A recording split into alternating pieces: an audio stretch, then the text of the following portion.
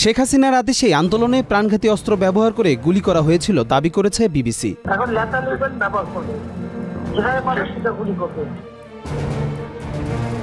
British সংবাদ মাধ্যম BBC সম্প্রতি একটি অডিও ফাঁসের ভিত্তিতে দাবি করেছে, কোটা সংস্কার আন্দোলনের সময়কালে তৎকালীন প্রধানমন্ত্রী শেখ হাসিনা সরাসরি আইন শৃঙ্খলা বাহিনীকে গুলি চালানোর আদেশ দেন। ফাঁস হওয়া এই রেকর্ডিংটি ২০২৪ সালের ১৮ জুলাই গণভবন থেকে করা একটি ফোনালাপের অংশ, যেখানে শেখ হাসিনার কণ্ঠ স্পষ্ট শোনা যায় বলে প্রতিবেদনে জানানো হয়েছে। বিবিসির তথ্য অনুযায়ী তিনি বলেছিলেন, আন্দোলনকারীদের দেখামাত্র গুলি করতে হবে। অডিওটির ফরেনসিক বিশ্লেষণ করেছে ইয়ারশট নামের একটি নিরপেক্ষ গবেষণা সংস্থা। তারা নিশ্চিত করেছে রেকর্ডিংটি কোনোভাবে বিকৃত বা সম্পাদিত হয়নি। শেকড় থেকে শিখরে।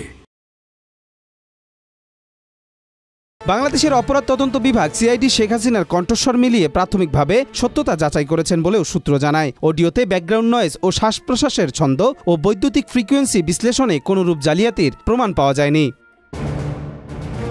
এটি একটি গুরুত্বপূর্ণ প্রমাণ যা শেখ হাসিনার সরাসরি সম্পৃক্ততাকে তুলে ধরবে বলে মনে করেন আন্তর্জাতিক মানবাধিকার আইনজীবী টবি ক্যাডম্যান। কোটা সংস্কার আন্দোলন চলাকালে কয়েকটি সহিংস ঘটনার দায় সরকারের বিরুদ্ধে ওঠে। এই নতুন অডিও ফাঁস সেই বিতর্ককে নতুন মাত্রা দিয়েছে, যেখানে মানবাধিকার লঙ্ঘনের অভিযোগ আরও জোরালোভাবে সামনে এসেছে। কবির চৌধুরী জয়, মাই টিভি, ঢাকা।